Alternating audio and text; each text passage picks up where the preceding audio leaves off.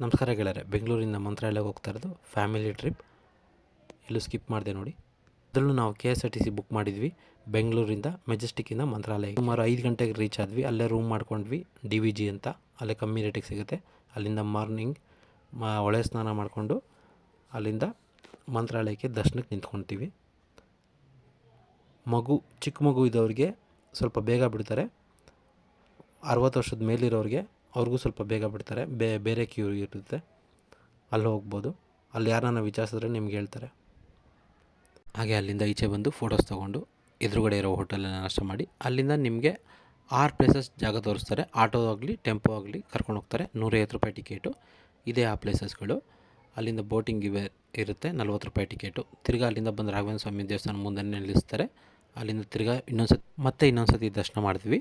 ದರ್ಶನ ಮಾಡಿ ಪ್ರದಕ್ಷಿಣೆ ಕೂಡ ಹಾಕಿದ್ವಿ. ಅಲ್ಲಿಂದ ಸ್ವಲ್ಪ ತೇರು ಎಳಿತಾಯಿದ್ರು, ಅದನ್ನೆಲ್ಲ ನೋಡಿಕೊಂಡು ಹಾಗೆ ಅಲ್ಲಿಂದ 9 ಗಂಟೆಗೆ ನಾವು ಮಂತ್ರಾಲಯ ಬಿಟ್ವಿ, ಬೆಂಗಳೂರಿಗೆ ಬಂದ್ವಿ ಅಷ್ಟೇ. Thank you.